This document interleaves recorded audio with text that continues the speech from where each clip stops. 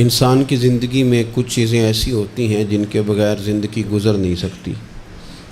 اتنی دیر تک جتنی دیر تک وہ چیز اس کے پاس موجود ہوتی ہے اسے نہ اس بات کا ادراک ہوتا ہے نہ احساس ہوتا ہے، لیکن جب وہ چیز اس کے پاس سے رخصت ہو جاتی ہے، اس کے پاس کسی وجہ سے خدا نہ خواستہ وہ چیز موجود اور محفوظ نہیں رہتی، پھر اسے احساس ہوتا ہے کہ ایک بہت بڑی نعمت تھی میرے پاس، وہ مجھ سے چلی گئی۔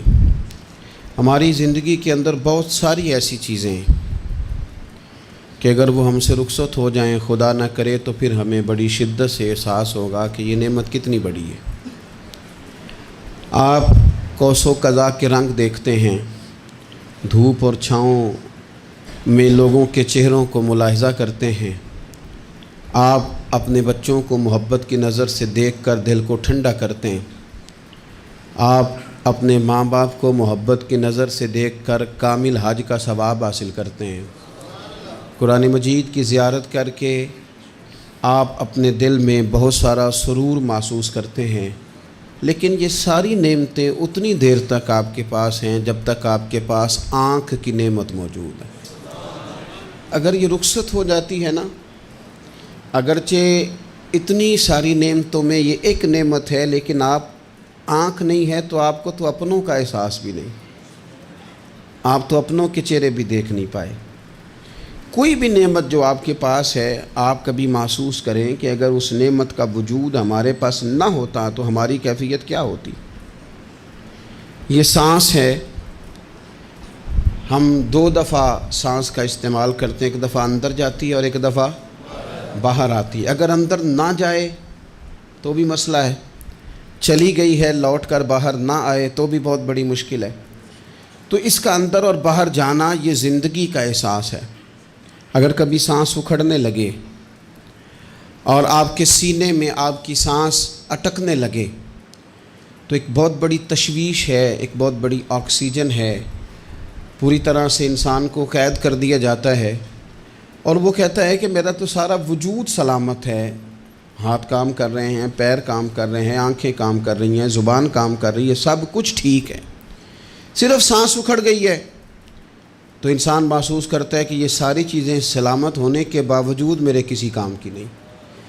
آپ کے پاس جتنی بھی نعمتیں ہیں ان کو اگر آپ شمار کریں تو کبھی آپ کہیں گے کہ ساری نعمتوں میں آنکھ زیادہ ضروری ہے، کبھی کہیں گے کان زیادہ ضروری ہے، کبھی کہیں گے زبان زیادہ ضروری ہے، کبھی کہیں گے دل زیادہ ضروری ہے، کبھی کہیں گے روح زیادہ ضروری ہے، لیکن میں آپ سے عرض کروں ان ساری چیزوں کے بغیر گزارا ہو سکتا ہے، رسول کائنات کی غلامی کے بغیر گزارا نہیں ہوتا۔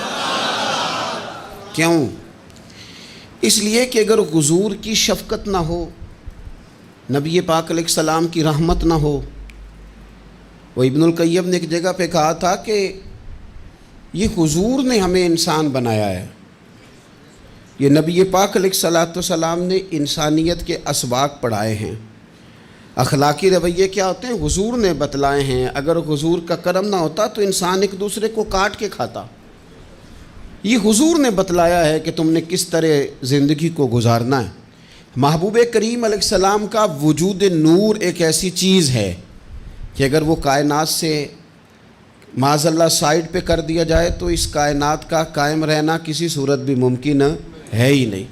اسی لیے تو اقبال نے کہا تھا کہ ہو نہ یہ پھول تو بلبل کا ترنم بھی نہ ہو، چمن دہر میں کلیوں کا تبسم بھی نہ ہو نہ یہ ساقی تو پھر میں بھی نہ ہو، خم بھی نہ ہو، اور بزم توحید بھی دنیا میں نہ ہو، تم بھی نہ ہو۔ وہ بڑی بات کہہ گئے ہیں، میں نے بھی اس کو کوئی نہیں کھولنا، کہتے ہیں بزم توحید بھی دنیا میں نہ ہو، تم بھی نہ ہو، خیمہ افلاق کا استادہ اسی نام سے ہے، اور نبض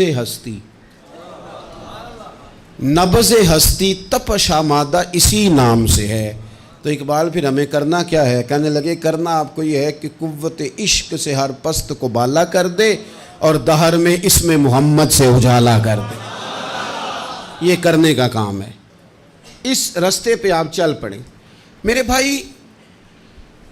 پہلی امتوں کے آپ تذکرے پڑھ لیں، کتابوں میں موجود ہیں، سورہ اعراف کو دیکھ لیں، اس میں بہت ساری چیزوں کا تذکرہ کر دیا گیا ہے، اور بھی قرآن مجید کی بے شمار صورتیں ہیں، آپ ان کو دیکھ لیں، اس پر غور کر لیں۔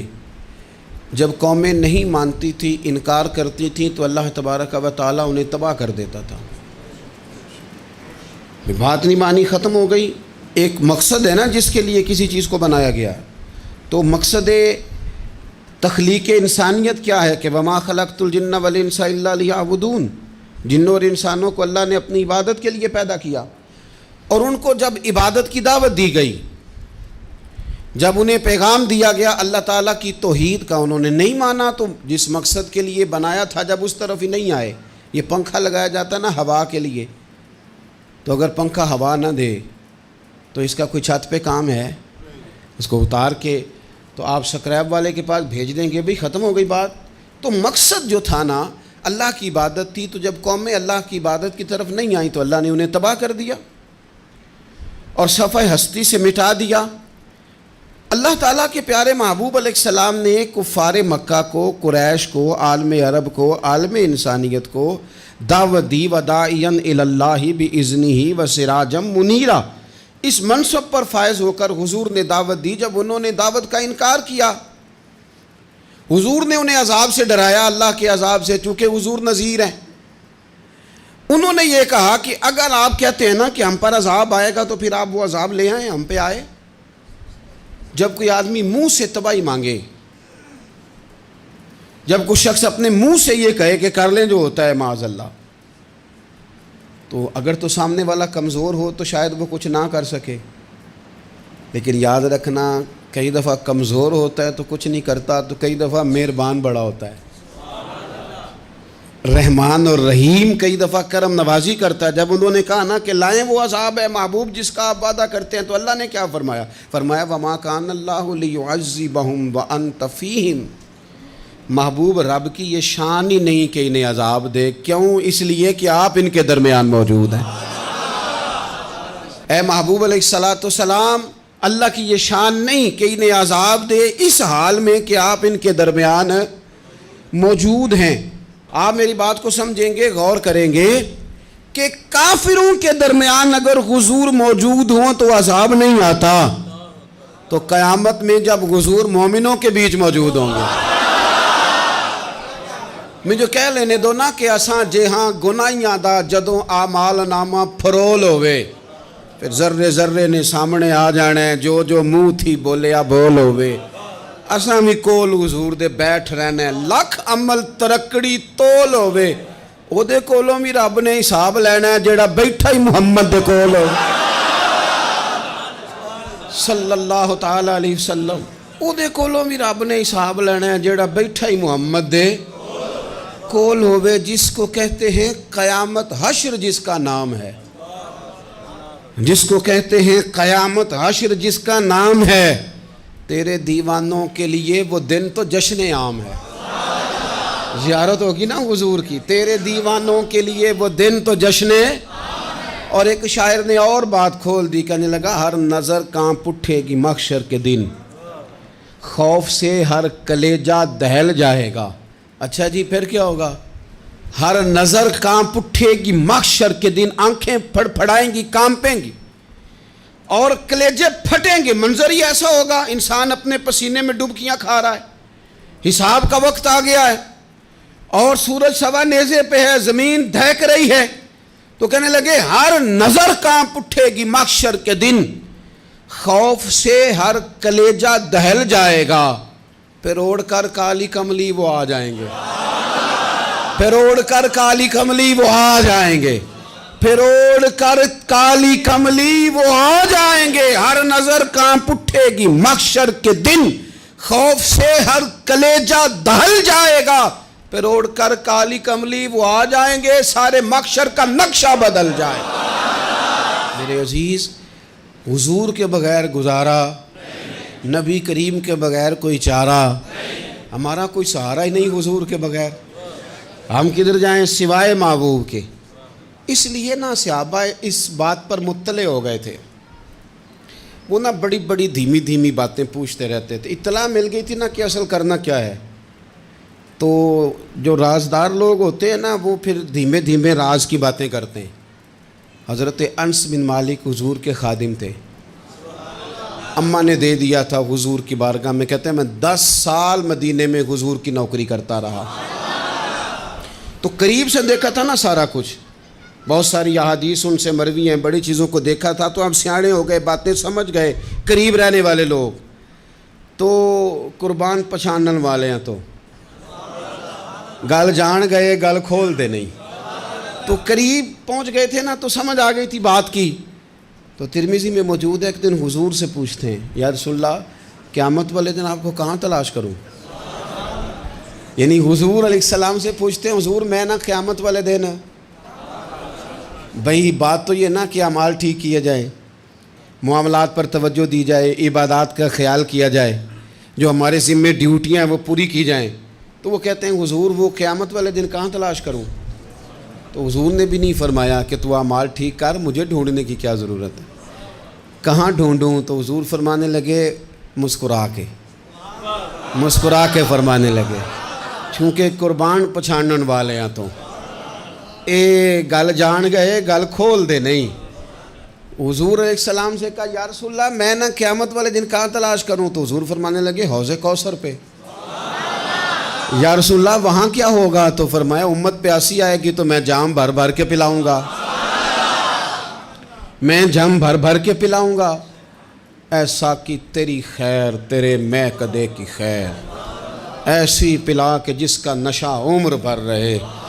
اور ایک نے کہا تھا کہ طیبہ سے منگائی جاتی ہے، سینوں میں رچائی جاتی ہے، توحید کی میں پیالوں سے نہیں نظروں سے پلائی جاتی ہے۔ حضور صلی اللہ علیہ وسلم نے فرمایا حوض کوثر پہ بھی جام پلائیں گے؟ سیانے بڑے تھے حضرت انس، اور بھلا ہمارا کر رہے تھے۔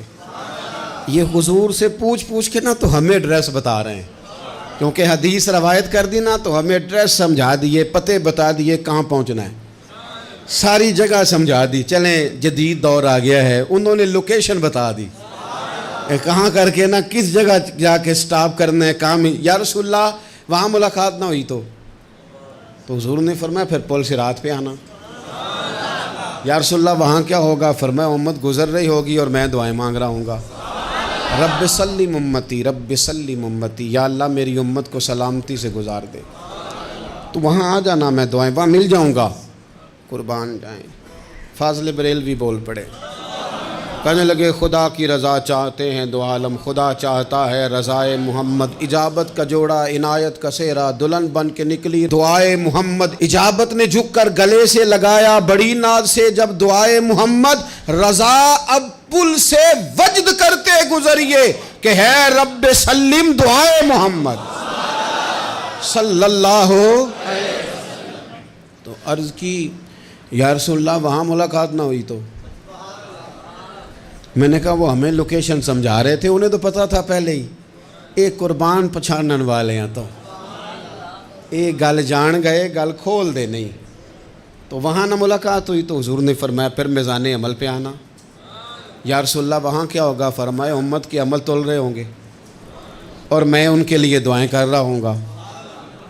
میں نہیں جا سکا کبھی بچوں کے ساتھ پیپر دلوانے، استاد کو اجازت نہیں دیتے، کہتے ایک ایگزامینر اور آئے گا کوئی، جس نے پڑھایا ہو اسے اجازت نہیں کہ تو جا۔ ابا جی کو اجازت نہیں ہوتی کہ وہ ایگزامینیشن ہال میں جائے، وہاں تو کوئی اور لوگ آتے ہیں۔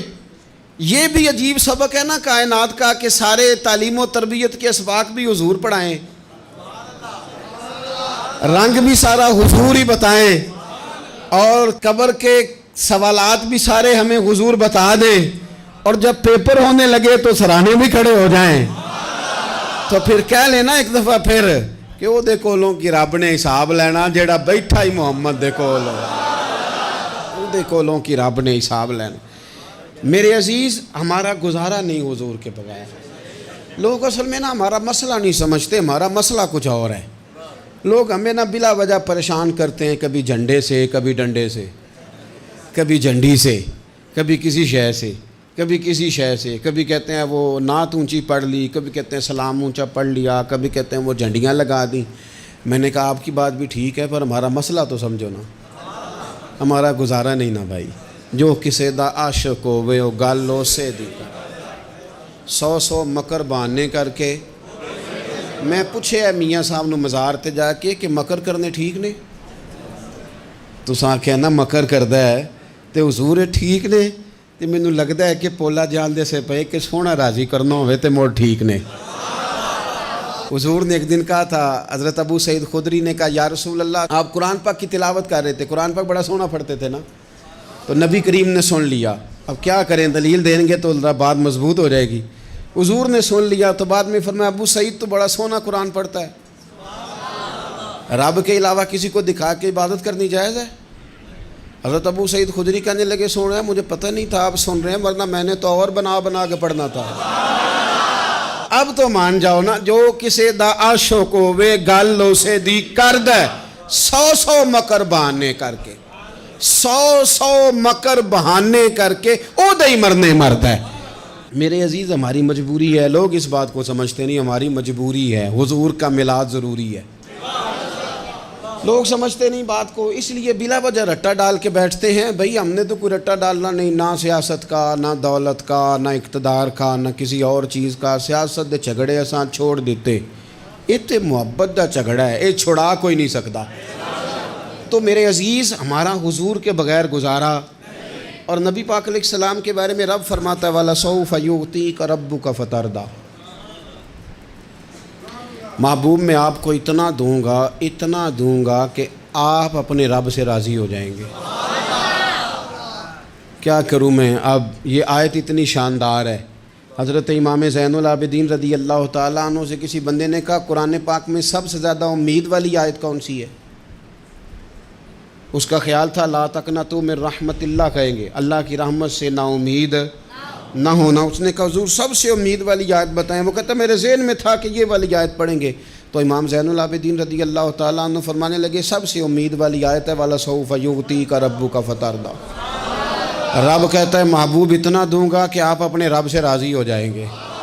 آیت نازل ہو گئی تو حضور پتہ کیا فرماتے ہیں صحابہ سے؟ فرماتے ہیں رب کہتا ہے حبیب تجھے راضی کرنا ہے، اور جب تک میرے سارے غلام جنت میں گئے نہ میں نے اللہ سے راضی ہونا ہی نہیں، میں نہیں راضی ہوتا اللہ سے، سارے جائیں گے تو تب تو میں تو کہتا ہی رہوں گا نا قربان پچھانن والے آتا، او گل جان گئے پر گل کھول دے، او گل کھول دے نہیں، پتہ چل گیا بات کا۔ حضور کے بغیر گزارا، حضور کے بغیر کوئی چارہ ہی نہیں۔ اور خود حضور کیا فرماتے ہیں، یہ سنن ابن ماجہ ہے، میرے رسول پاک صلی اللہ تعالیٰ علیہ وسلم ارشاد فرماتے ہیں، حدیث کے راوی حضرت ابو موسیٰ اشعری رضی اللہ تعالیٰ عنہ، حضور فرماتے ہیں کہ اللہ نے مجھے اختیار دیا۔ یا رسول اللہ کس بات کا؟ فرمایا رب نے اختیار دیا میں چاہوں تو آدھی امت بغیر حساب کے جنت چلی جائے، اور میں چاہوں تو اللہ سے اختیار لے لوں کہ یا اللہ مجھے شفاعت کا حق دے، میں سفارش کرتا جاؤں اور تو انہیں معافی دیتا جائے۔ یہ مجھے اختیار دیا اللہ تعالیٰ نے۔ تو حضور کیا فرماتے ہیں؟ فرماتے ہیں وہ آدھی امت والا سودا نہیں میں نے قبول کیا، میں نے نہ شفاعت لی ہے کیونکہ یہ عام تر ہے اور یہ کفایت کرنے والی ہے، یہ عام بھی ہے اور کفایت کرنے والی بھی ہے۔ اور حضور نے یہ لفظ کہے، یہ سنن ابن ماجہ کتاب الزہد دیکھیے گا، اس میں روایت مل جائے گی۔ حضور فرماتے ہیں یاد رکھو تمہارا کیا خیال ہے کہ میری یہ شفاعت پرہیزگاروں کے لیے؟ خود جملہ استفہامیہ سے بات کرتے ہیں، تمہارا کیا خیال ہے کہ میری یہ شفاعت جو قیامت میں سفارش کروں گا تو پرہیزگاروں کی کروں گا؟ حضور فرماتے ہیں نہیں، میں قیامت میں گناہگاروں کی سفارش کروں گا، میں گناہگاروں کی سفارش کروں گا، گناہگاروں کے لیے عرض کروں گا اللہ کی بارگاہ میں۔ کچھ دن پہلے میں کہیں پڑھ رہا تھا کسی کا مضمون، اس نے تشبیہ کس طرح کی دی ہے مجھے پتہ نہیں، لیکن لکھ دی بات، کہنے لگے ایک وکیل ہوتا ہے ایک شفیع ہوتا ہے، ایک وکیل ہوتا ہے ایک، حضور وکیل نہیں ہمارے، حضور ہمارے شفیع ہیں، شفاعت کرنے والے ہیں۔ وکیل یہ کہتا ہے جج صاحب سے کہ یہ جس کا میں وکیل ہوں نا اس نے نا غلطی کوئی نہیں کی، اسے معاف کر دیں۔ وکیل یوں بحث کرتا ہے، کہتا ہے اس نے کیا ہی نہیں، جرم معاف کریں۔ اور جو شفیع ہوتا ہے نا وہ کہتا ہے مالک اس نے سارے کیے، تو میرے آنے کی لاج رکھ اور اسے معاف کر دے۔ یہ وکیل اور شفیع کا یہ فرق ہوتا ہے کہ شفیع کہتا ہے سونیا سارے کیے ہیں، بڑے بڑے پاپ کیے ہیں، پر میں جو آ گیا ہوں تو مہربانی کرنا معافی دے دے۔ میرے عزیز، حضور کے بغیر کہیں بھی گزارا نہیں ہے۔ ہم نے نا جب یہ بات سمجھ لی، اور پتہ ہے نبی کریم صلی اللہ علیہ وسلم نے آگے بڑھ کے خود بھی کئی مقامات پر اس بات کو کھول کر مختلف انداز میں بیان کیا۔ حضرت عبداللہ ابن عباس رضی اللہ تعالیٰ عنہ کی روایت آپ دیکھ لیں، یہ آپ کو مستدرک میں ملے گی۔ حضور صلی اللہ علیہ وسلم فرماتے ہیں قیامت کے دن اللہ تعالیٰ انبیاء کے لیے نور کے ممبر بچھائے گا، ہر نبی ممبر پہ بیٹھ جائے گا، ہر پیغمبر علیہ السلام اپنے ممبر پہ جلوہ فروز ہو جائیں گے، ہر پیغمبر۔ لیکن حضور فرماتے ہیں میرا ممبر خالی ہوگا۔ یا رسول اللہ صلی اللہ تعالیٰ علیہ وسلم آپ کا ممبر کیوں خالی ہوگا؟ حضور فرماتے ہیں میں ممبر چھوڑ کے رب کی بارگاہ میں کھڑا ہو جاؤں گا، اور اس ڈر سے کھڑا ہو جاؤں گا کہیں ایسا نہ ہو کہ میں جنت میں چلا جاؤں اور میری امت رہ جائے۔ میں اپنی امت کی سفارش کروں گا، رب میری امت کی سفارش قبول کرے گا۔